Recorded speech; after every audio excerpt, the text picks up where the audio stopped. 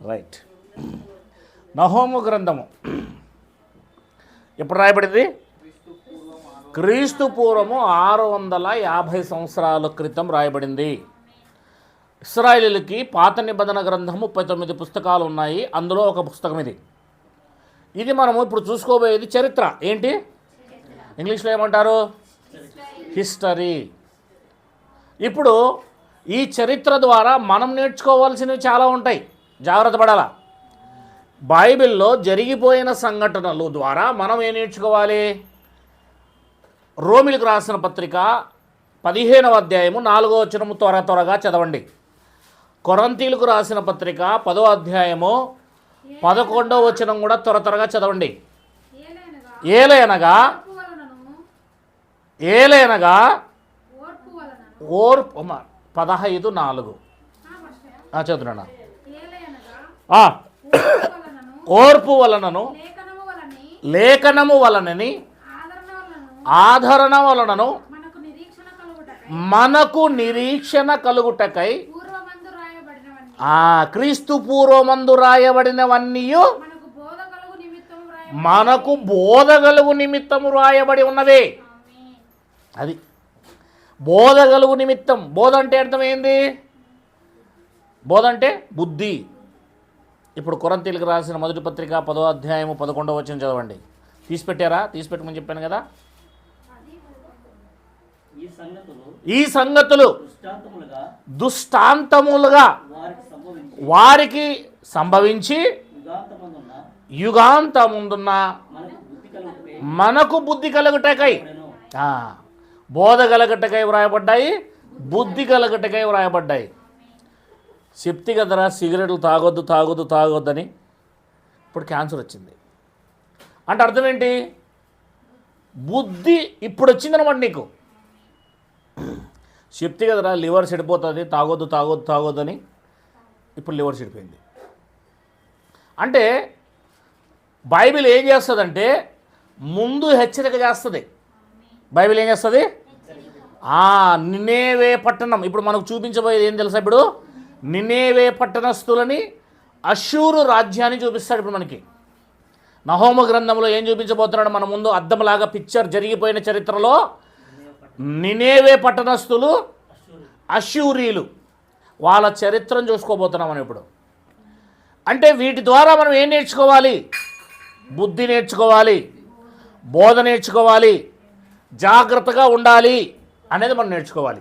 మన జీవితాల్లో జాగ్రత్తగా ఉండాలి అంటే జరిగిన వాటిని చూసి మన జీవితాల్లో కూడా మనం ఇలాగే చేస్తే జరుగుతాయేమోనని భయము కలిగి మనం వాటిని చరిత్రను చదవాలి. ఇప్పుడు రండి చరిత్ర దగ్గరికి.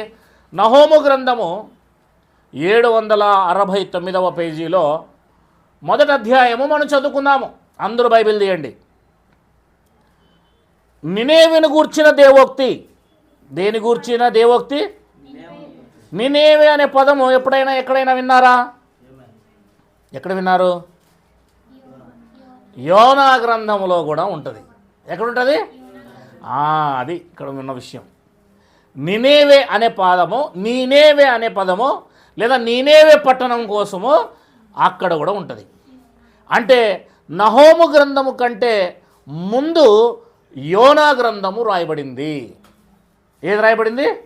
కొంచెం మీకా ఎనికి వస్తే మీకా గ్రంథం తర్వాత యోనా గ్రంథం ఉంటుందండి. ఎనికి తిరిగితే రివర్స్ గేర్ వేస్తే యోనా గ్రంథంలో క్రీస్తు పూర్వము 760 సంవత్సరాల్లో రాయబడిందండి.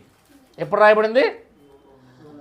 క్రీస్తు పూర్వం 760లో యోనా రాయబడితే నహూము గ్రంథంలో నహూము ద్వారా ఎప్పుడు రాయబడింది? క్రీస్తు పూర్వము 650. ఎన్ని సంవత్సరాలు తర్వాత నహూము గ్రంథం రాయబడింది? యోనా కంటే తర్వాత నహూము గ్రంథం ఎన్ని సంవత్సరాల తర్వాత రాయబడింది? దాదాపుగా 110 సంవత్సరాలు. ఎన్ని సంవత్సరాలు? 110 సంవత్సరాల తర్వాత రాయబడింది. అంటే యోనా గ్రంథానికి నహూము గ్రంథానికి టైం పీరియడ్ ఎంతంటే 110 సంవత్సరాలు. ఎన్ని సంవత్సరాలు? అంటే ముందు ఏది రాయబడింది? యోనా. తర్వాత ఏది రాయబడింది? నహూము. ఈ 2 గ్రంథాలు కూడా కేవలం అష్షూరీయుల కోసము, అష్షూరీయుల రాజ్యం కోసము, నినేవే పట్టణం కోసమే రాయబడ్డాయి. అంటే ప్రపంచాన్ని ఆ సమయంలో ఏలుతుంది ఎవరు? క్రీస్తు పూర్వం 760లో అష్షూరు ప్రపంచాన్ని ఏలుతుంది. అష్షూరీలు ఎవరు వాళ్ళు? అష్షూరీలు, తర్వాత బబులోనీయులు, తర్వాత మాదియా పారసీకులు, ఆ తర్వాత గ్రీకులు, ఆ తర్వాత రోమీలు. ఈ రకంగా ఒకటి తర్వాత ఒకటి ప్రపంచాన్ని ఏలుకుంటూ వచ్చాయి. అందుకే మొట్టమొదటిగా ప్రపంచాన్ని ఏలిన సామ్రాజ్యాల్లో బబులోను కంటే ముందు ఏదైనా ఉంది అంటే అది అష్షూరు సామ్రాజ్యం. ఏది? క్రీస్తు పూర్వం 760లో అష్షూరీలు ప్రపంచాన్ని పరిపాలిస్తున్నారు. అది బబులోను సామ్రాజ్యం వచ్చేదాకా పరిపాలించింది. మీరు గమనించాలి జాగ్రత్తగా. రైట్.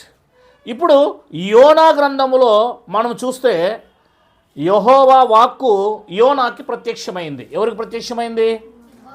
ఏమని ప్రత్యక్షమైంది చూడండి, 2వ వచనం. నినేవే పట్టణస్థుల దోషము నా దృష్టికి ఘోరమాయను గనక నీవు లేచి నినేవే మహాపట్టణమునకు పోయి దానికి దుర్గతి కలుగునని. అది ముందు దేవుడు ఏదైనా కూడా వార్నింగ్ ఇస్తాడు. దేవుడి దృష్టికి నినేవే పట్టణం, పట్టణం అంటే అది పట్టణం. దాంట్లో ఎంతమంది జనాభా ఉన్నారో తెలుసా మీకు? 4వ అధ్యాయము యోనా గ్రంథంలో 4వ అధ్యాయము 11వ వచనం చదవండి. ఎంతమంది ఉన్నారంట? 120,000 అంటే ఎంత చెప్పండి? 100,000 అంటే 1,00,000, 20,000 అంటే 20,000. 1,20,000 మంది నివసిస్తున్న మహాపట్టణం అండి అది. 1,00,000 మంది నివసిస్తున్నారు అంటే అది ఎంత పెద్ద పట్టణమై ఉండాలి మీరే ఆలోచించండి. ఇప్పుడు కాదు, క్రీస్తు పూర్వం 750 సంవత్సరాల క్రితం. ఉరవకొండ ఎంతమంది ఉన్నారండి జనాభా? ఎంతమంది ఉన్నారు? మహా అయితే 30,000 మంది, అంతే. 30,000 మంది. అనంతపూర్లో అయితే మహా అయితే 70,000 మంది. దానికంటే ఇంకా పెద్దదై ఉండాలి. అంటే అనంతపూర్ కంటే పెద్దదంటే దరిదాపులుగా ఏదుంది ఇప్పుడు? హైదరాబాద్లో 1,00,00,000 మంది ఉన్నారమ్మా.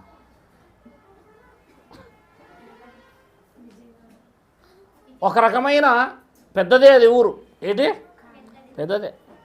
అంటే అనంతపూర్ కంటే పెద్దదనమాట. మీరు ఆలోచన చేయండి. ఇంకా అంత జనాభా ఎప్పుడుందట? క్రీస్తు పూర్వము 750లో నినేవే పట్టణం. అక్కడ ఏమన్నాడు తెలుసని?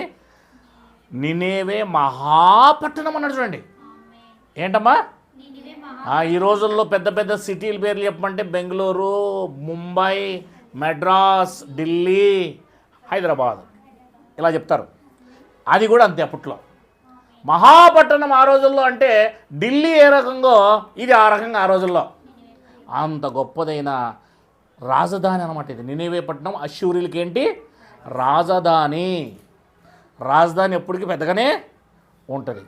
కనుక ఇక్కడ క్రీస్తు పూర్వం 750 సంవత్సరాల క్రితమే, అమ్మ వింటున్నారా లోపల అందరూ? క్రీస్తు పూర్వం 750 సంవత్సరాల క్రితమే నినేవే పట్టణము యొక్క పాపము బహుఘోరంగా అయిపోయి దేవుని సన్నిధికి పరలోకానికి చేరింది. పరలోకంలో ఉన్న దేవుడు నినేవే పట్టణానికి ఒక వార్నింగ్ ఇవ్వడానికి యోనాను పంపించాడు.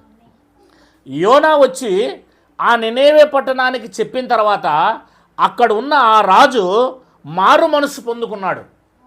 ఇది చాలా గొప్ప మనసు అనుకోవాలండి నిజంగా. అంటే ఇలాంటి మనసు ఉండాలి ఎవరికైనా కూడా. ఎలాంటి మనసు ఉండాలా? ఇలాంటి మనసు ఉండాలా. నాశనం అయిపోతావు అని చెప్పాడండి యోనా. ఏమని చెప్పాడు? నాశనం అయిపోతావు, నీ 1,20,000 మంది నాశనం అయిపోతారు, 40 రోజుల్లో అగ్ని కురియబడుతుంది, సొదొమ గొమొర్రా పట్టణాల వలె అయిపోతుంది అని చెప్పినప్పుడు ఆ సువార్తకు భయపడి రాజు సైతం ఏం చేశాడంటాడా? 3వ అధ్యాయము 6వ వచనం. ఆ సంగతి ఆ సంగతి నినేవె రాజునకు నినేవె రాజునకు వినబడినప్పుడు అతడును అతడును తన సింహాసనం మీద నుండి దిగి, తన రాజవస్త్రం తీసివేసి ఇది చాలా మంచి తరుణం అండి, ప్రతి మనిషికి ఉండవలసిన విధానం. దేవుని వాక్యం నీతో మాట్లాడుతున్నప్పుడు నువ్వు మారు మనసు పొందుకుంటే నీ భవిష్యత్తు చాలా బాగుంటుంది. ఒక రాజు మారు మనసు పొందుకున్నందుకు 1,20,000 మందిని కాపాడుకున్నాడు.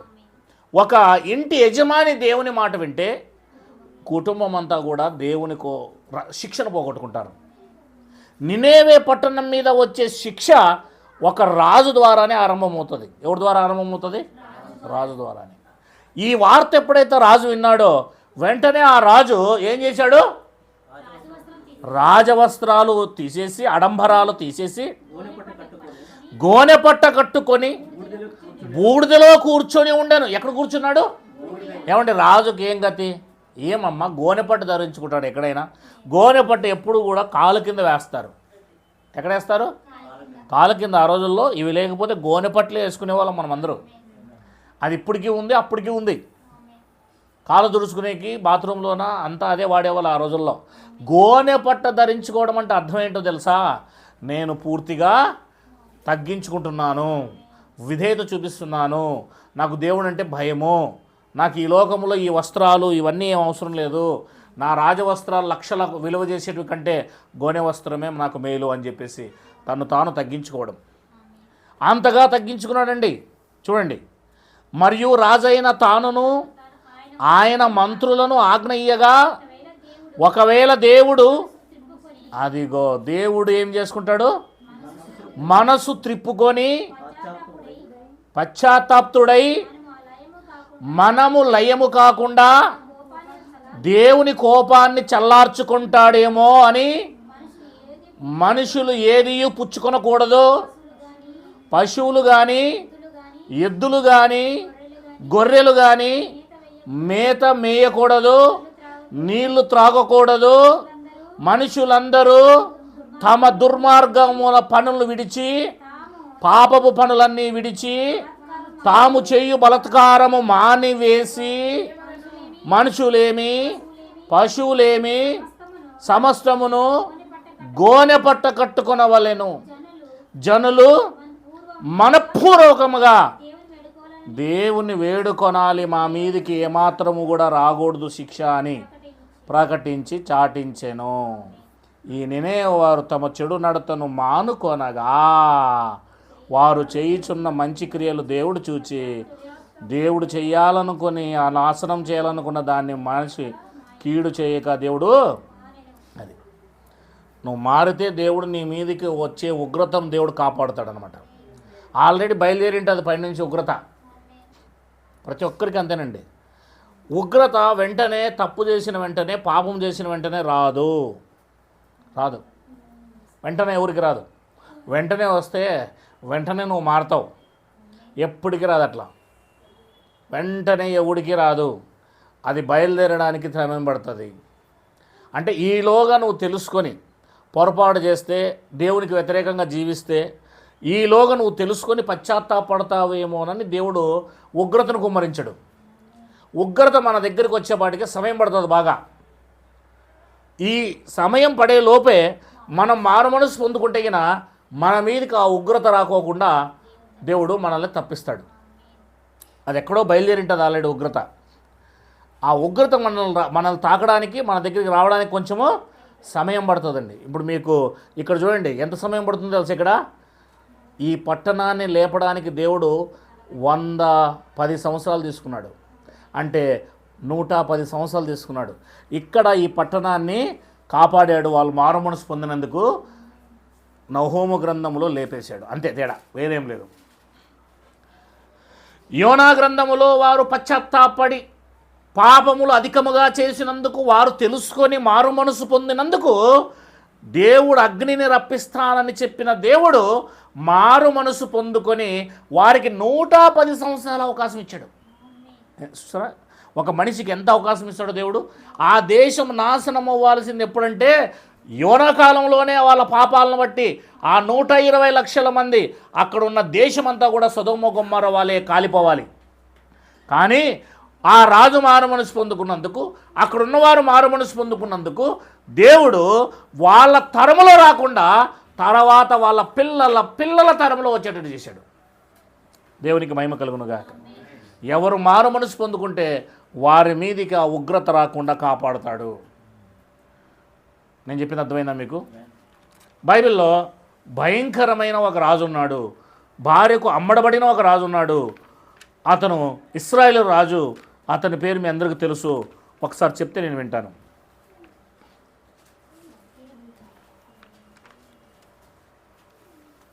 ఆతో ఆరంభమవుతుంది.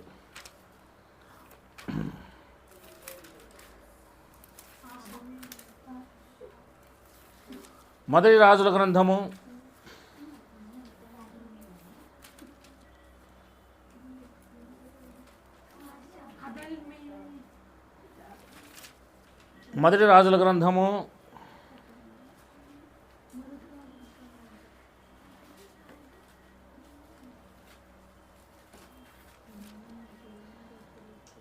చెప్పండి, ఎవరు చూసారా? ఆహాబు. ఎవరు? ఆహాబు.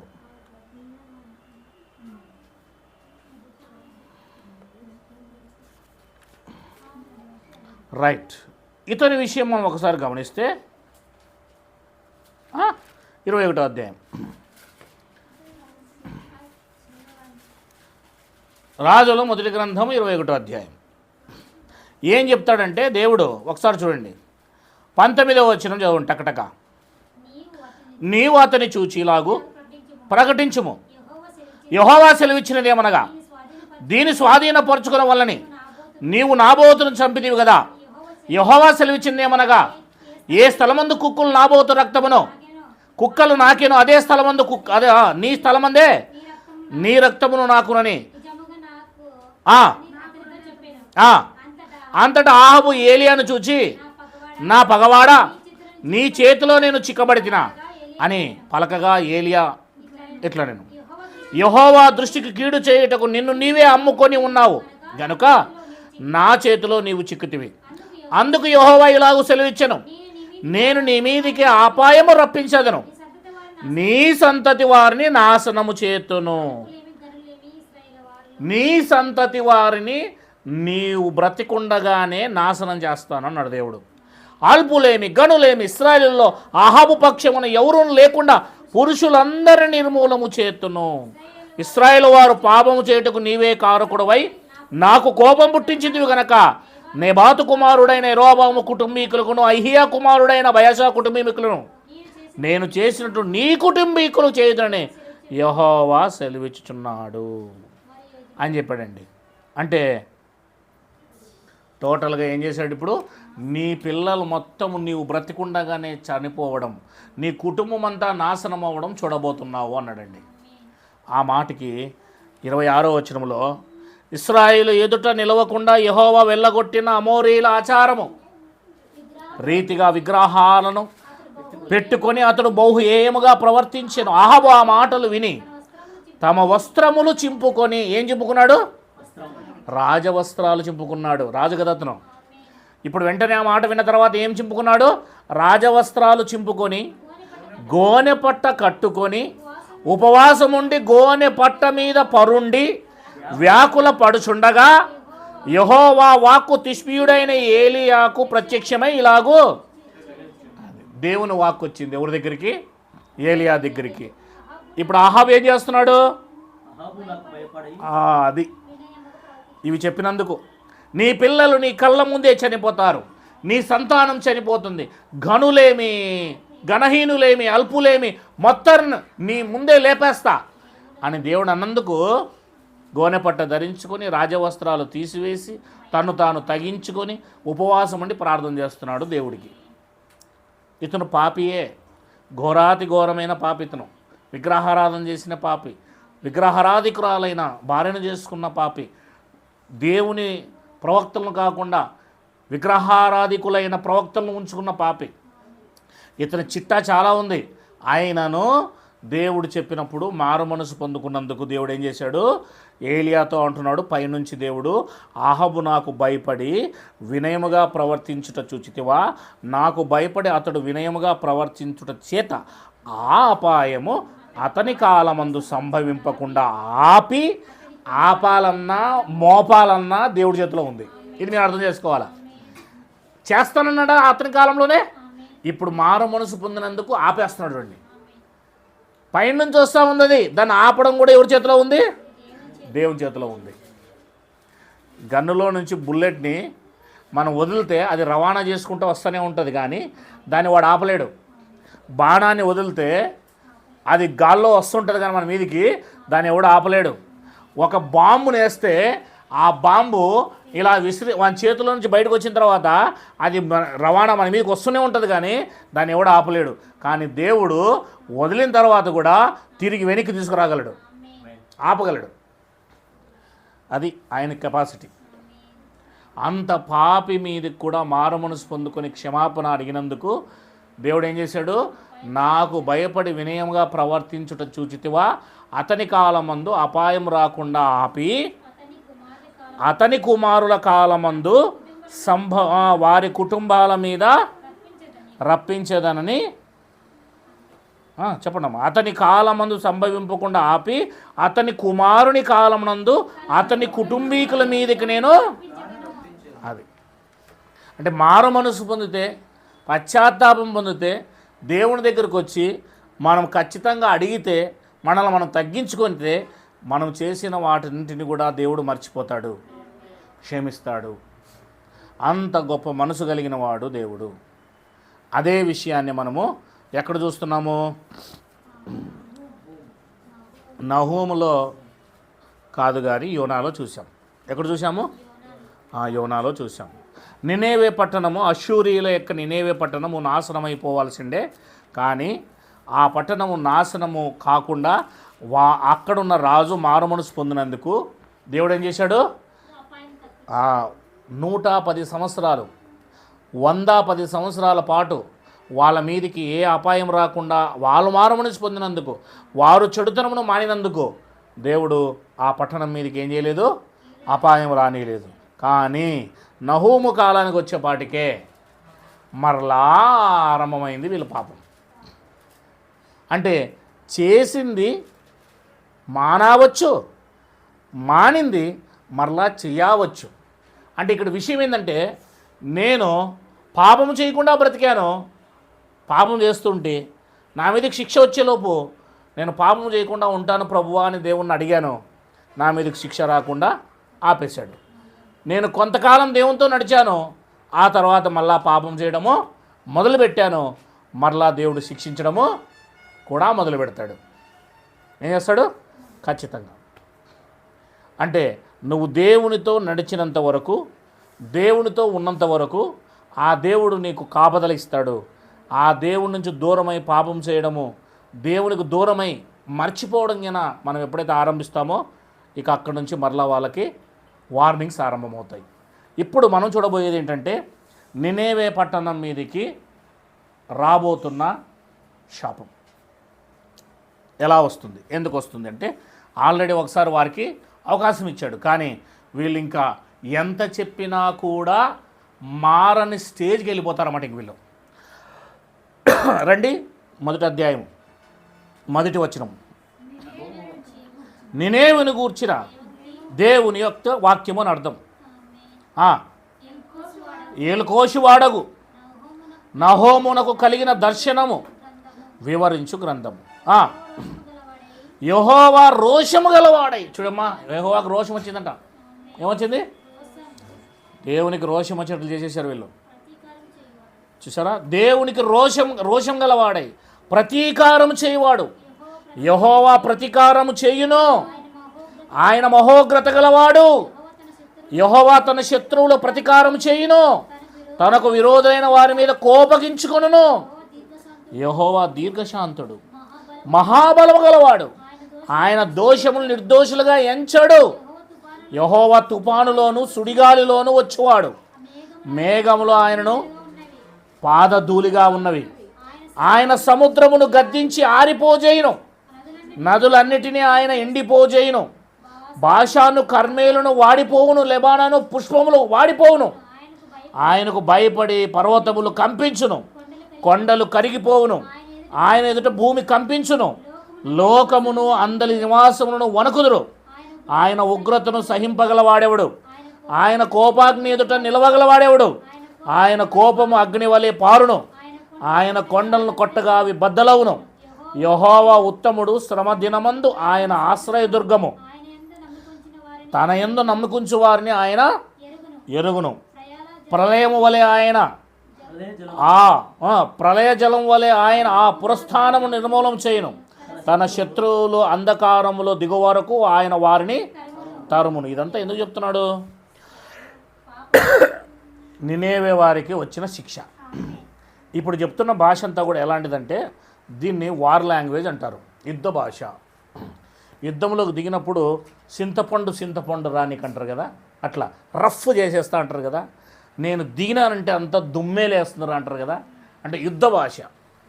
దీన్ని యుద్ధ భాష అంటారు. ఏమంటారు? ఏ భాష? War language. బైబిల్లో ఇలాంటి వార్ లాంగ్వేజ్ చాలా చోట్ల ఉంటుంది. కంపించును, అగ్నిమయమవును, కొండలు కదలను, కొండలు బద్దలవును. అంటే అర్థం ఏంటంటే దేవుడు దిగి వస్తే ఆయన ఆవేశం, ఆయన కోపాగ్నిని వర్ణిస్తుంది యుద్ధ భాష. దేవుడు దిగితే ఎట్లుంటుందని చెప్పడానికి, భయంకరంగా మనకు అర్థం కావడానికి, ఆయన వస్తే ఒకవేళ ఆయన శిక్షలు మన మీదకి వస్తే ఎలా ఉంటాయో తెలియజేయడానికి ఇలాంటి యుద్ధ భాషను వాడతాడు. ఇదంతా మీరు బైబిల్లో చదివినప్పుడు అర్థమవుతాయి అన్నమాట. శత్రువుల మీదకి వస్తున్నాడు ఆయన. ఎవరి మీదకి వస్తున్నాడు? 9వ వచనం, యెహోవాను గూర్చి మీ దురాలోచన ఏమి? బాధ రెండవ మారు రాకుండా ఆయన బొత్తిగా దాన్ని నివారణ చేయును. ముళ్ళు కప్పవలే శత్రువులు కూడినను వారు ద్రాక్షారసం త్రాగి మత్తులైన ఎండిపోయిన చెత్తవలే. అంటే దేవుడు ఒకసారి బాధ నీ మీదకి వచ్చినప్పుడు ఆయనను వేడుకుంటే రెండవసారి రాకుండా కూడా చేస్తాడంట. బాధలు వస్తాయనుకో మనకి, నువ్వు ఆయన మీద ఆశ్రయపడితే లేదా ఆధారపడితే రెండవసారి నీకు బాధ లేకుండా చేస్తాడట. అది దేవుడు అంటే. రండి ముందుకు పోదాం. చూడండి మళ్ళా అన్నాడు ఇక్కడ, నినేవే యెహోవా మీద దురాలోచన చేసి వ్యర్థమైన వాటిని బోధించిన వాడొకడు నీలో నుండి, అది నినేవే పట్టణములో నుండి ఒకడు ఏమయ్యాడంట? అంటే అర్థం ఏంటంటే దేవుని మీదకి ఎదురు తిరిగేవాడు, దేవుని మాట వినకుండా చేసేవాడు నీలో నుండి బయలుదేరారు. అంటే తప్పుడు ఆలోచన ఇచ్చేవారు ఉన్నారన్నమాట అక్కడ. అంటే నినేవే ఇంకా మారు మనసు పొందుకోకుండా చేసేస్తున్నారు అక్కడ వాళ్ళు. యెహోవా సెలవిచ్చినదేమనగా, వారు విస్తారమైన జనమై పూర్ణ బలము గలవారైనను కోత ఎందైనట్లు వారు కోయబడి నిర్మూలమగుదురు. నేను నిన్ను బాధ పరిచితినే, నేనింకను బాధ పెట్టను. అంటే అర్థం ఏంటి? నువ్వు ఎంత జనమైనా ఉండు, కోత కోసినప్పుడు ఏ రకంగా కోస్తాను నేను, ఆ రకంగా కుప్పలు కుప్పలే అందరూ లేపేస్తాను మిమ్మల్ని అంటున్నాడు దేవుడు. నేనే పట్టణాన్ని లేపేస్తాను నేను. వారి కాడిమ్రాను నీ మీద ఇక మోపకుండా నేను దాన్ని విరగొట్టుదును, వారి కట్లను నేను తెంపుదును. నినేవే యెహోవా నిన్ను బట్టి ఆజ్ఞ ఇచ్చినదేమనగా, నీ పేరు పెట్టుకున్న వారు ఇకను పుట్టక ఉందరు. నీ దేవాలయములలో చెక్కబడిన విగ్రహమే గాని పోతబోసిన ప్రతిమే గాని ఒకటియూ లేకుండా అన్నిటినీ, అంటే ఆ రకంగా వేరే రాజ్యం వస్తుంది. ఏ రాజ్యం అది? బబులోను. ఎందుకంటే నెక్స్ట్ అదే కదా, ప్రపంచాన్ని ఏలేది కనుక బబులోను రాజ్యం వీళ్ళ మీదకి వచ్చి ఇప్పుడు ఏం చేస్తున్నారు? వీళ్ళని మొత్తాన్ని నాశనం చేసేస్తారు. నీవు పనికి మాలిన వాడు గనక నేను నీకు సమాధి సిద్ధపరచుచున్నాను. అంటే అర్థం ఏంటి? నినేవే పట్టణం సమాధి అయిపోతుంది, మొత్తం చనిపోతారు అందరూ, సమాధే. సువార్త ప్రకటించుచు సమాధాన వర్తమానం తెలియజేయవాని పాదములు పర్వతముల మీద కనబడుచున్నవి. యూదా పండగలు ఆచరింపుము, నీవు మ్రొక్కుబడును చెల్లింపుము, వ్యర్థుడు నీ మధ్య నొక్క సంచరింపుడు. వాడు బొత్తిగా, అంటే అశ్షూరీలతో అంటున్నాడు, యూదులతో మాట్లాడుతున్నాడు. అలాగే యూదా నువ్వేం భయపడాల్సిన అవసరం లేదు, ఈ అశ్షూరీలు నీ మీదికి రారు, వారు నాశనం చేసేయబోతున్నా నేను, నువ్వు భయపడాల్సిన అవసరం లేదు. 2 లయకర్త నీ మీదికి వచ్చుచున్నాడు. ఎవరు లయకర్త? దేవుడు. లయకర్త ఆయనే దేవుడు. సృష్టించినవాడు ఆయనే, నడిపిస్తున్నవాడు ఆయనే, లేపేసేవాడు, అందుకే లయం చేసేవాడు కూడా ఆయనే. లయకర్త దేవుడే వస్తున్నాడంట నినేవే పట్టణం మీదికి యుద్ధానికి. నీ దుర్గములు కావలి కాయను, మార్గములో కావలి ఉండము, నడుము బిగించుకొని బహుబలముగా నువ్వు ఎలా ఉంటావో నిలబడుకోరా చూస్తాను నేను వస్తున్నాను అంటున్నాడు. అంటే నేను వచ్చినంటే నువ్వేం చేసుకోలేవు ఇంకా అని అర్థం. రంగం మీదకి నేను దిగుతున్నా. దోచుకున్న వారిని దోపుడు సొమ్ముగా పట్టుకుని వారి ద్రాక్షావల్లులను నరికి వేసినను, అతిహాస్పదముగా ఇశ్రాయేలు వలె యెహోవా యాకోబు సంతతికి మరలా ఆయాస్పదంగా అతిహాస్పదముగా అనుగ్రహించును. ఆయన బలాఢ్యుల డాళ్ళు ఏరుపారెను. పరాక్రమశాలులు వారు రక్తవర్ణ వస్త్రం ధరించుకుని ఉన్నారు. ఆయన సైన్యము వ్యూహపరిచిన దినమున రథభూషణములు అగ్ని వలె మెరుగుచున్నవి, సర్వధారణమైనను ఈటలు ఆడుచున్నవి. అంటే అర్థం ఏంటి? లయకర్త వస్తున్నాడంటే అర్థం ఏంటంటే దేవుడు వస్తున్నాడని కాదు. ఇప్పుడు ఇక్కడ దేవుడు ఒక జనాంగాన్ని పంపుతున్నాడు, ఒక రాజ్యాన్ని వాళ్ళ మీదకి ఉసుగొలుపుతున్నాడు, బబులోనీయులను. అది ఇది అర్థం చేసుకోవాలి మనం. దేవుడు వస్తున్నాడంటే దేవుడు వీళ్ళు వెనకాల ఉన్నాడు అని అర్థం. ఎవరి వెనకాల? బబులోనీయులు వెనకాల ఉన్నాడు. బబులోనీయులు వెనకాల ఉండి ఎవరిని నాశనం చేస్తున్నాడు? ఫర్ ఎగ్జాంపుల్ చెప్తాను.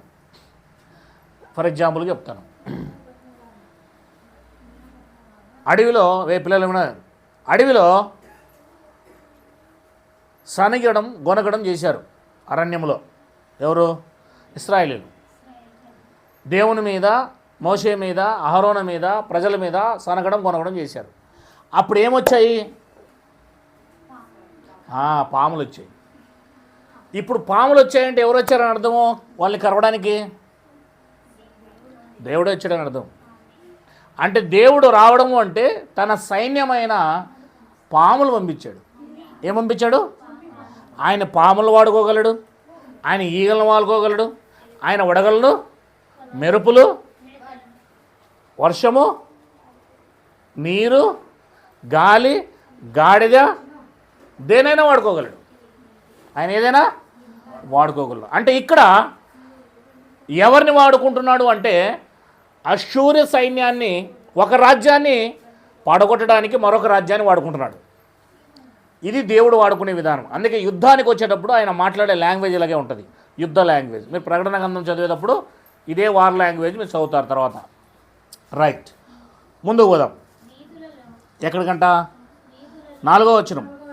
వీధులలో రథములు మిక్కిలి తొందరగా పోవుచున్నవి, రాజమార్గములో రథములు ఒకదాని మీద ఒకటి పరిగెత్తుచున్నవి, అవి దివిటీల వలె కనబడుచున్నవి, మెరుపుల వలె పరిగెత్తుచున్నవి. రాజు తన పరాక్రమశాలను జ్ఞాపకము చేసుకునగా వారు నడుచు పడిపోవుదురు. ప్రకారమునకు పరిగెత్తు వచ్చి మ్రాను సిద్ధపరచుదురు. నదుల దగ్గర ఉన్న గుమ్మములు తెరవబడుచున్నవి, నగరం పడిపోచున్నది, నిర్మయమాయను. అంటే నిర్ణయమైందనమాట. ఏం నిర్ణయమైంది? ఆ యొక్క పట్టణం అంతా కూడా నాశనం కావాలని. అది దిగాంబరమై కొనిపోబడుచున్నది. గువ్వలు మూలుగునట్లు దాన్ని దాసి రొమ్ము కొట్టుకునొచ్చు మూలుగుచున్నారు. ఇక్కడ పైన పెట్టానా? రైట్, చదువునా?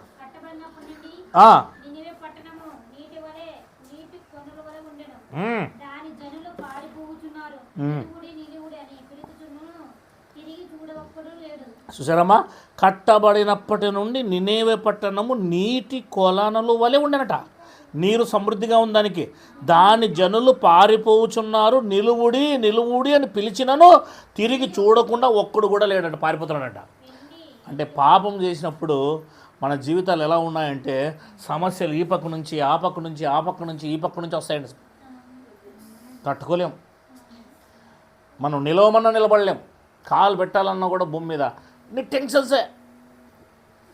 ఇలా పాపం ఎక్కువైపోయింది. ఇప్పుడు వీళ్ళు ప్రపంచాన్ని ఏలేవారు, వీళ్ళకంటే చిన్న చిన్న రాజ్యాలన్నీ కలిసి వీళ్ళ మీదకి వచ్చేసాయి. అర్థమైందా? అది పాపం చేస్తే వచ్చే స్థితి ఇదే. వాళ్ళ పరిస్థితి భయంకరంగా మారిపోయింది. నిలవండి నిలవండి అంటే కూడా మాకేం సంబంధం లేదు, పారిపోతున్నారు అందరూ. వెండి కొల్లపెట్టుడి, బంగారము కొల్లపెట్టుడి, అది సకల విధములైన విచిత్రములకు ఉపకరణములతో నిండి ఉన్నది, అవి లెక్కలేక ఉన్నవి. అంటే మొత్తం ఎత్తుకుపోతున్నారు, వెండిని బంగారును మొత్తం ఎత్తుకుపోతున్నారు. అది ఒట్టిదిగాను శూన్యముగాను పాడుగాను అగుచున్నది. ఏది? నినేవే. జనుల హృదయం కరిగిపోవచ్చున్నది. ఎందుకు? అక్కడి నుంచి వచ్చిన జనాభా వాళ్ళ యొక్క సైన్యాన్ని చూసి వీళ్ళు చనిపోతూనే ఉన్నారు, కానీ భయపడుతున్నారు, హృదయాలు కరిగిపోతున్నాయి, మోకాళ్ళు వణుకుచున్నవంట, అందరి నడుములు బహుగా నొచ్చుచున్నవి, అందరి ముఖములు తెల్లబారుచున్నవి. ఏమండి, కరోనాతో ఆ ఇంట్లో 10 మంది, ఆ ఇంట్లో 10 మంది, ఆ ఇంట్లో 10 మంది పడుతూ ఉంటే ఒకరు రోజుకు శవాలు. నీ ఇంట్లో నువ్వు ఎట్లా పరిస్థితి ఉంటుంది? నాకేమనుకుంటావా? శవాలు పడుకుంటా వస్తుంటే ఉరవకొండలో నీ పరిస్థితి బిక్కు బిక్కుమని ఉంటుంది. ఆలోచించి ఎట్లుంటుందా? రోగాలతో ఒక్కొక్కరు శవాలు 10-20 శవాలు పడుకుంటా వీధిలో వస్తూ ఉంటే నీ కాలనీలో నా నంబర్ ఎప్పుడు వస్తుందో, నేను ఎప్పుడు పోతానో అనే స్థితిలోకి వెళ్ళిపోతావు. అంత సంతోషంగా ఉన్నావు ఇప్పుడు. ఇక బిర్యానీ తినుకుంటా ఎవడు సావు వాడిదే. ఇక్కడ వీళ్ళ పరిస్థితి ఎట్లుంది? కనబండోని ఏం చేస్తున్నారు? కత్తితో పొడిచి ఇట్లా పైకెత్తుతున్నారు. రథాలు వీధుల్లో వస్తున్నాయి. ఇక్కడ చూడాలి పిల్లలు, ఒకటి మీద ఒకటి పడుతున్నాయంట. అవి ఆగండ్రా అన్నా కూడా పారిపోతున్నారంట. అంటే అకస్మాత్తుగా వారి మీదకి వచ్చిన ప్రమాదం. నీ పాపము నిన్ను పట్టుకొనును అని బైబిల్లో చెప్తుంది. ఏం చేస్తుంది? నీ పాపము నిన్ను పట్టుకుంటుంది, అదే పట్టుకుంటుంది. వీళ్ళ పరిస్థితి భయంకరంగా అయిపోయింది. మారు మనసు పొందమంటే పొందలే. సువార్త ప్రకటిస్తున్నారు కొండల మీద, ఎంతో సుందరమైనవి, అయినా సరే వీళ్ళు ఏంటేదో అక్కడ యోనా ప్రకటించినప్పుడు విన్నారే కానీ ఇక్కడ మిగిలిన ప్రవక్తలు ప్రకటిస్తున్నప్పుడు వీళ్ళు లెక్కే చేయలేదు అసలు. నేను మారనన్నారు. మారనందున లయకర్త వచ్చేసాడు వాళ్ళ మీదకి.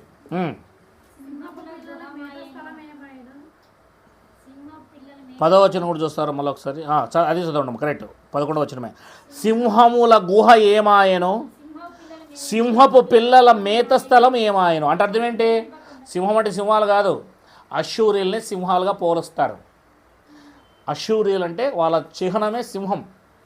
అంటే సింహపు పిల్లలు, సింహాలు అంటే అష్షూరీలు. నినేవే పట్టణం మేత మేసే పట్టణం, మంచి పట్టణం. ఏమాయ? ఎవరిని బెదిరింపకుండా. సింహములు ఆడు సింహములు, సింహము పిల్లలు తిరుగులాడు స్థలం అనే నినేవే ఏమాయ?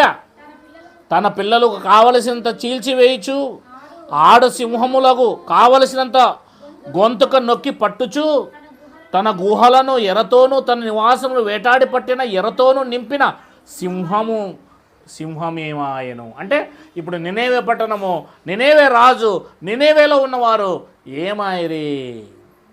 నీ రాజ్యం ఏమయ్యా? ఒకప్పుడు సింహానివి నువ్వు, ఇప్పుడు నువ్వు పిల్లివి.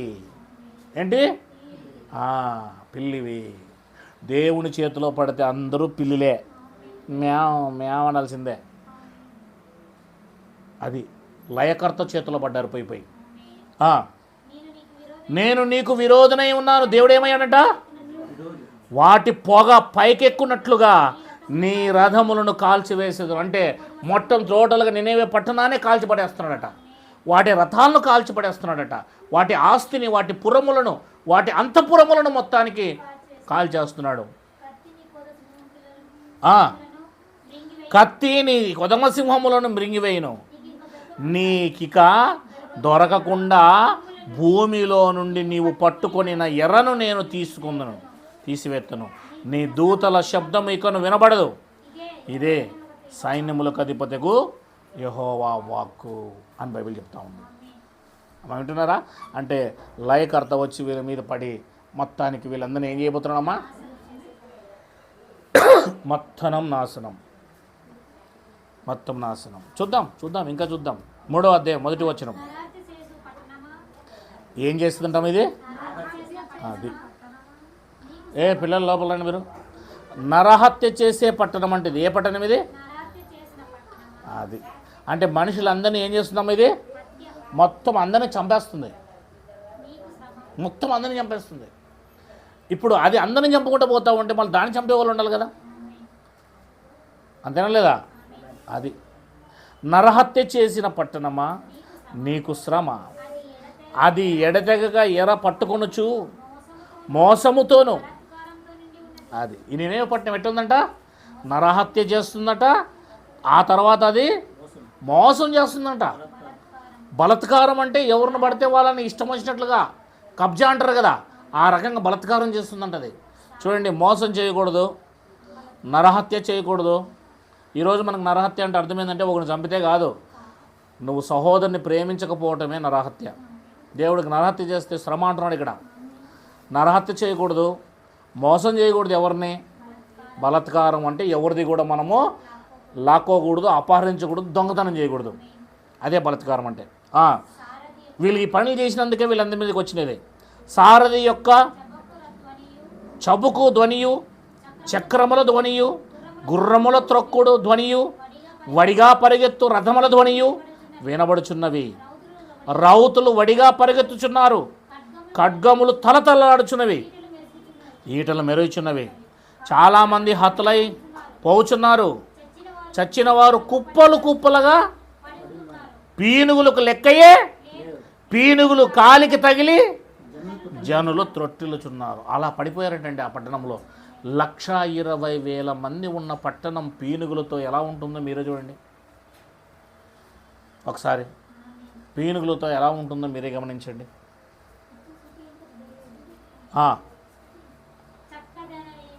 చక్కని దానివై, వేశ్యవై, చెల్లంగి తన మందు జ్ఞానము గల దానివై, జారత్వము చేసి జనాంగముల మీద చెల్లంగితనం జరిగించి సంసారములు అమ్మివేసిన దానా, నీవు చేసిన అధిక జారత్వమును బట్టి సైన్యములకు అధిపతికి యెహోవా వాక్కు ఇదే, నేను నీకు విరోధనే ఉన్నాను. దేవుడు ఏమయ్యాడంట సోదరా?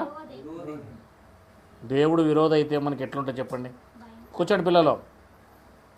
దేవుడే మనకు విరోధ అయితే ఎట్లా ఉంటుంది? మనం ఏ ఊర్లో ఉన్నామో ఆ ఊర్లో మనకు సర్పంచే విరోధ అయితే మనకు కోటా బియ్యం రావు, ఇంకేం రావు, అవి రావు, ఇవి రావు, అన్నీ ఆపేస్తాడు. వీలైతే వాడితో పెట్టుకుంటే వాడు మనల్ని ఏమైనా కూడా చేస్తాడు. అట్లాడిది దేవుడే శత్రువు అయితే నీకు భూమి మీద ఇంకా టికానా ఉంటుందా? ఊపిరిచ్చిన దేవుడు ఊపిరి తీసేస్తాడు. ఎందుకురా నీకు ఇచ్చాను నేను అనుకుంటాడు. అదేం చేసిందట? చక్కని దాని వ్యభిచారం చేసిందట, జారత్వం చేసిందట, తను ఇష్టం వచ్చినట్లుగా ప్రవర్తించడం మొదలుపెట్టిందట. 5వ వచనం, నీవు చేసిన అధిక జారత్వమును బట్టి సైన్యములకు అధిపతి యెహోవా. అంటే 1వ అధ్యాయం 2వ అధ్యాయంలో ఎందుకు దాన్ని లయం చేస్తున్నానని దానికి చెప్పి, దాన్ని లేపేస్తున్నానని చెప్పి, ఇక్కడ 3వ అధ్యాయంలో దీన్ని బట్టి అంటున్నాడు. అది బ్యాటర్. 1వ అధ్యాయం 2వ అధ్యాయంలో లేపేస్తా, ఉగ్రత, అది ఇది లయకొడతా వస్తున్నాడు, కొండలు బద్దలైపోతాయి, నీ పని అయిపోయిందని చెప్తూ 3వ అధ్యాయం వచ్చేపటికే నువ్వు నరహత్య చేసిన దానివి గనక, నువ్వు మోసం చేసావు గనక, నువ్వు బలత్కారం చేసావు గనక, నువ్వు వ్యభిచారం చేసావు గనక, నువ్వు వ్యభిచారం చేసేవారందరిని అమ్ముకున్నావు గనక, మోసం చేస్తున్నావు గనక, నువ్వు అనవసరంగా రాజ్యం సరిగా చేయడం లేదు గనక అని మొత్తం వివరణ ఇచ్చుకుంటూ వస్తున్నాడు ఇక్కడ. 5వ వచనంలో, నీవు చేసిన అధిక జారత్వమును బట్టి సైన్యములకు అధిపతిగా యెహోవా వాక్కు ఇదే, నేను నీకు విరోధనై ఉన్నాను. నీ చెంగులు నీ ముఖం మీదకెత్తి జనములు నీ మానమును రాజ్యముగా అవమానమును నేను బయలుపరుతును. 10 మంది ఎదుట నీ మీద మాలిన్యం వేసి నిన్ను అవమానపరుతును. అంటే నువ్వు ఇలా చేసావు, నేను 10 మందికి తెలిసేటట్లు చేస్తా, 10 మంది ముందు నేను తీసుకుని నిలబెడతా. అర్థమవుతుందా? కొన్ని కార్యాలు నీకు మాత్రమే తెలిసి చేస్తావు, కానీ దేవునికి కూడా తెలుసు. అది ఎవరు తెలుసు? ఎవరికి తెలియకపోవచ్చు. ఒకవేళ నువ్వు అలాగే ప్రొసీడ్ అయ్యావనుకో, అది 10 మంది దగ్గరకు తీసుకుపోయి పెడతాడు దేవుడు. అక్కడే పశ్చాత్తాపడు. దేవుడు ఎట్లాంటి వాడంటే నీకు అవకాశం ఇస్తాడు, నీకు మాత్రమే తెలుస్తుంది అది నేను చేస్తున్నాను తప్పు అన్నది. దేవుడు తెలుసు, నీ మనస్సాక్షి కూడా తెలుసు. కానీ నువ్వు అలాగే కొనసాగావనుకో, దేవుడు చెప్తా ఉంటాడు, నన్న జాగ్రత్త పడు, మారు అంటుంటాడు. ఒకవేళ మారకపోతే దాన్ని ఏం చేస్తాడు? 10 మందికి తెలియజేస్తానంటే అర్థం ఏంటంటే బహిరంగపరుస్తాను అని అర్థం. అందరూ ముందుకు తీసుకెళ్ళిపోయి నేను అవమానపరుస్తాను జాగ్రత్త అంటాడు. అంటే ఈలోగా మనం ఏం కావాలి? తెలిసినప్పుడు జాగ్రత్త పడాలి. లేకపోతే దేవుడు ఎట్లయినా సరే అది ఏం చేయగలడు? పట్టుపడేట్లు చేయగలడు. అదే చెప్తున్నాడు ఇక్కడ. అప్పుడు నిన్ను చూచు వారందరూ నీ ఎదురు నుండి పారిపోయి నినివే పాడైపోయేనే, దాని కొరకు అంగలార్చు వారెవరు?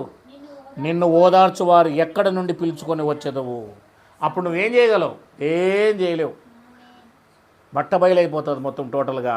నిన్ను ఓదార్చేవాడు కూడా రాడు, ఇంకా నీ గురించి తెలిసిపోతుంది అని చెప్తున్నాడు. కనుక ఇదే నినేవే పట్టణం చేసింది. నినేవే పట్టణం భయంకరమైన పాపం చేసింది. దేవునికి లోబడిన పాపం చేసింది. చెబితే కూడా వినని పాపం చేసింది. సముద్రమే తనకు ఆపుగాను, సముద్రమే తనకు ప్రాకారముగాను చేసుకొని బహుజనముల చేత చుట్టబడి నైలు నది దగ్గర నుండిన నో ఆమోను పట్టణము కంటే నీవు విశేషమైన దానవా అంటున్నాడు. చూడండి, నువ్వేమైనా చాలా గొప్పదానం అనుకుంటున్నావా? నువ్వు చాలా ఓవర్ యాక్షన్ చేస్తున్నావేంటి అంటున్నాడు ఇక్కడ. కూషీలను ఐగుప్తీయులను దాని శూరులైరి, వారు విస్తార జనముగా నుండిరి. పూతువారును లూబీనులు నీకు సహాయులై ఉండిరి. ఆయనను అది చెరపట్టబడి కొనిపోబడెను. అవి కూడా కొనిపోబడ్డాయి. రాజమార్గములు మొగలయందు శత్రువులు దానిలో చిన్నపిల్లలు బండలకు వేసి కొట్టి చంపిరి. ఎలాంటి పరిస్థితి వచ్చింది చూడండి. పిల్లల్ని బండకేసి కొట్టి చంపారట. దాని గనుల మీద చీట్లు వేసి దాని ప్రభావములను అందరినీ సంఖ్యలతో బంధించిరి. నీవును మత్తురాలవై దాగి ఉందువు, శత్రువు వచ్చుట చూచి. అంటే ఎలా అంటట? దాక్కునే స్థితికి వెళ్ళిపోతుందంటే ఇది. ప్రపంచాన్ని ఏలే రాజ్యం ఏమవుతుంది? దాక్కోవడానికి వెళ్తుందంట. ఎవరు నాకు ఆశ్రయ దుర్గమని ఎదురు చూస్తుందట. శత్రువులు వచ్చి దాన్ని ఏం చేస్తారు? వెతుకుతారంట. ఎవరు నీ దగ్గరికి రారు ఇంకా కాపాడడానికి. చివరి చేతులు అందరూ చేతులు ఎత్తేస్తారు అంటున్నాడు ఇక్కడ. 12 అయితే నీ కోటలన్నీ అకాలపు పండ్లు గల అంజూరుపు చెట్లు వలె, ఒకడు వాటిని కదిలింపగానే పండ్లు తినవచ్చు వాని నోట. అంటే అర్థం ఏంటి? ఇలా ఇలా ఇలా కదుపుగానే డైరెక్ట్ వచ్చి నోట్లో పడతాయంట. అంటే అర్థం ఏంటి? మీరందరూ కూడా ఈజీగా దొరికిపోతారు అని అర్థం. శత్రువులకి ఈజీగా దొరికిపోతారు, నోట్లో ఆహారం అయిపోతారు అని అర్థం. ఎప్పుడు? దేవుని మాట వినందున. సమస్యలే సమస్యలు. ఎటు పోయినా వీళ్ళకి సమస్యలు వస్తున్నాయి చూడండి.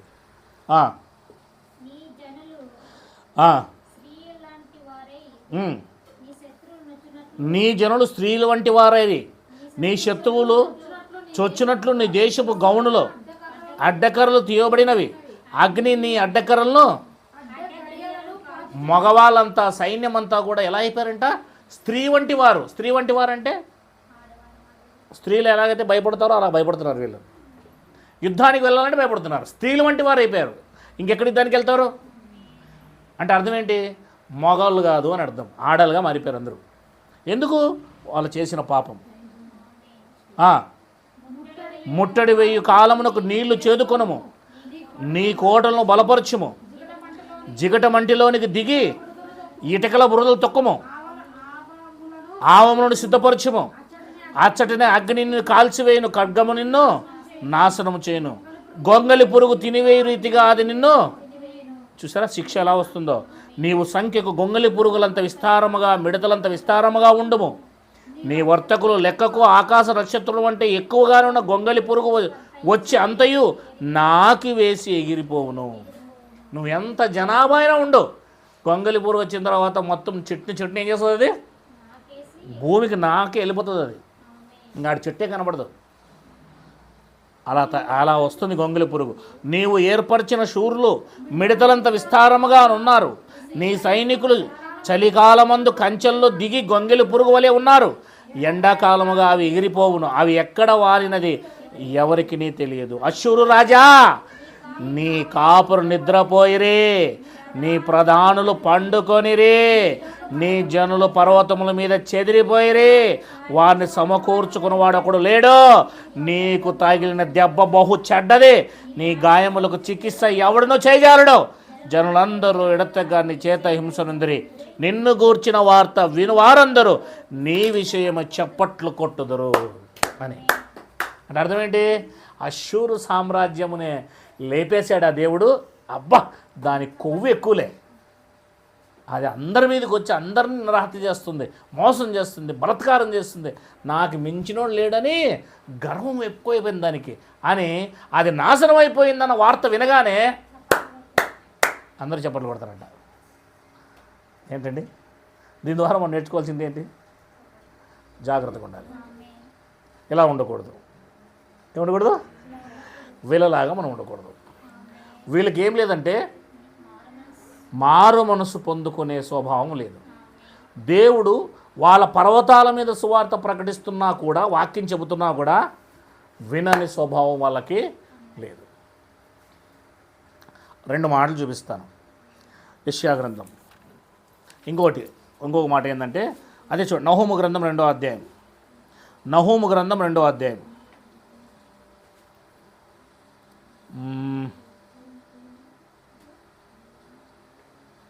నేను ఇందాక చూపించాలి అది.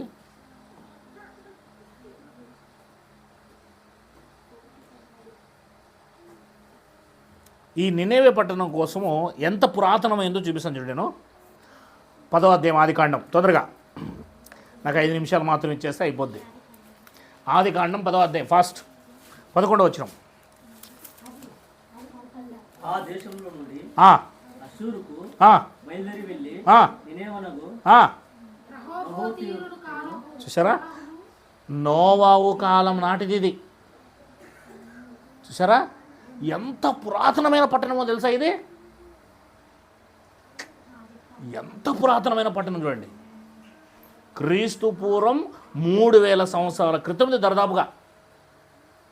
అప్పుడు నుంచి ఈ అష్షూరీయులు రాజ్యం చేస్తూనే ఉన్నారు. అప్పటి నుంచి ఉన్నారు అష్షూరీయులు, అప్పటి నుంచే అష్షూరీయులు ఉన్నారు. మరి అలాంటి చూడండి 11వ వచనం చదవండి ఒక మాట. 10వ అధ్యాయం 11వ వచనం. అదిగో అష్షూరు అన్నాడు చూడండి. అక్కడ అష్షూరుకు బయలుదేరి వెళ్ళి నినేవే అన్నాడు చూడండి. అంటే అష్షూరీయులు అనేవాళ్ళు ఇప్పుడు ఉన్నోళ్ళు కాదు. వాళ్ళు నహూము గ్రంథము, యోనా గ్రంథములో క్రీస్తు పూర్వం 650, క్రీస్తు పూర్వం 750లో ఉన్నోళ్ళు కాదు వీళ్ళు. వీళ్ళు ఎప్పుడు నోవాహు కాలంలోనే ఉన్నారు అష్షూరీయులు. అట్లాంటి వారు ఎంత గొప్ప రాజ్యంగా వాళ్ళు ఏర్పాటై ఉండాలి. ఇక్కడికి వచ్చేపటికే పూర్తిగా నాశనం అయిపోయారు. నువ్వు ఎంత వేర్లు దన్నుకొని ఉండొచ్చు, నువ్వు ఎంతగా నువ్వు గొప్పవాడై ఉండొచ్చు, దేవుడు తప్పు చేస్తే ఎవడిని విడిచిపెట్టాడు. ఇంత పురాతనమైన పట్టణాన్ని కూడా దేవుడు విడిచిపెట్టలేదు. చూడండి రైట్. యెషయా గ్రంథం, యెషయా గ్రంథం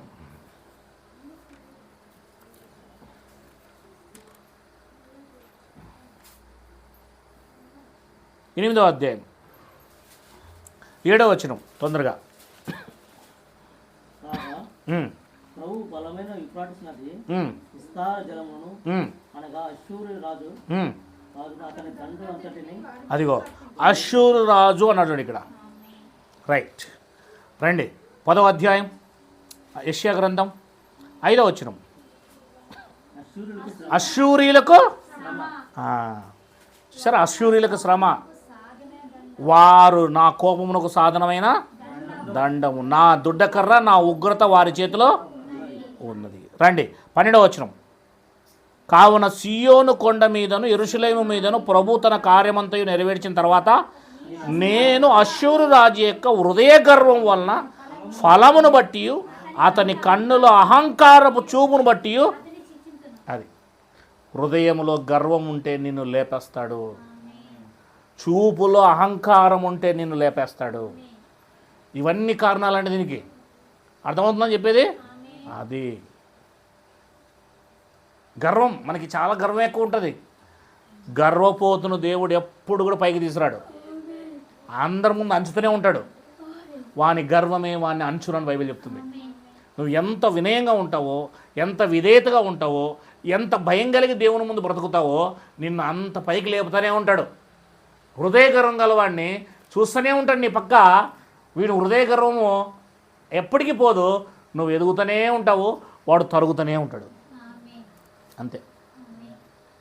నేను చెప్తున్నా, నేను హృదయ గర్వం అనేది దేవునికి నచ్చదు. చూపులో కూడా గర్వం ఉంటుంది కొంతమందికి. ఏముంటుంది? అంటాడు ఇట్లా, అవునా? అంటాడు కదా, వాడిని అంతే లేపుతాడు దేవుడు. గర్వం ఉండకూడదు.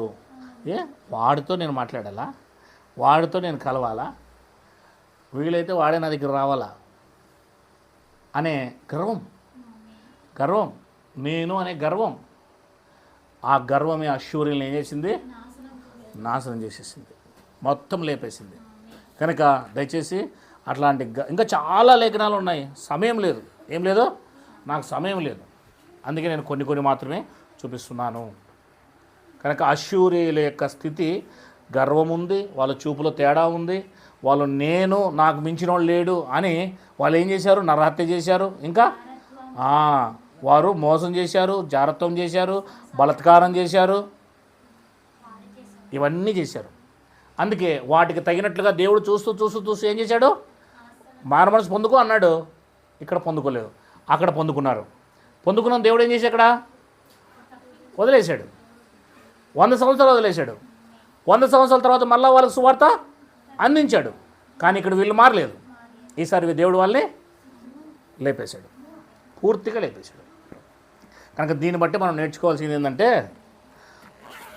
ఓవర్ చేయకోకుండా భయం కలిగి, అంతేనా, తగ్గించుకొని, ఎంత తగ్గించుకొని దేవుడంటే దేవుని దగ్గరకు వచ్చి గోనెపట్టు ధరించుకొని భయభక్తులు కలిగి మనం ఉన్నామనుకో, ఆ దేవుడే మనం లేపుతాడు పైకి. అంతే. ఆ దేవుడు లేపుకుంటూ పోతూ ఉంటే అది విధానమే వేరు ఉంటుంది. కనుక మనం దేవుని దగ్గర ఒకటేనండి, ఎంత తగ్గుతావో, ఎంత ఆయన దగ్గర నువ్వు భయం కలిగి ఉంటావో, ఎంత ఆయన దగ్గర నువ్వు కన్నీటితో ప్రార్థన చేస్తావో, ఎంత ఆయనను హత్తుకుంటావో, అంతగా ఆయనను ప్రేమిస్తూనే వస్తాడు. మనం ఆయన వదిలేసి నాకు వేరే ఉండి మీరు ఏమీ చేయలేరని వాగ్దానం చేశాడు. కనుక ఆయన వేరే ఉండి మనం ఏమీ చేయలేం. కనుక రాత్రి పగలు ఉదయము సాయంత్రము ఎల్లవేళలా ఆయన ముందు మోకరించండి.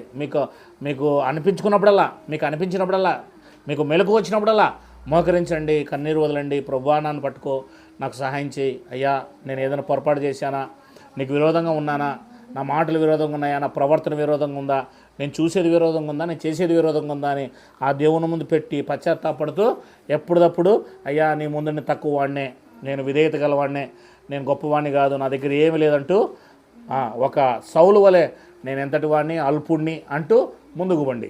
దావీదు వలె నేను ఎంతవాడిని, అల్పుణ్ణి అని ముందుకు పోండి. ఆ దేవుడే లేవనెత్తడం మొదలు పెడతాడు. కనుక అహంకారం వద్దు, గర్వం వద్దు. దానివల్ల మనము పొందుకున్నది కూడా పోగొట్టుకుంటాం. దేవుడి మాటలు దీవించును గాక. కళ్ళు మూసుకుందాం, చిన్నపాటి ప్రార్థన చేసుకుందాం. ఈలోగా ఈ టేబుల్ ఆడబెట్టేసి మీరు కేక్ పెట్టండి ఒకరు.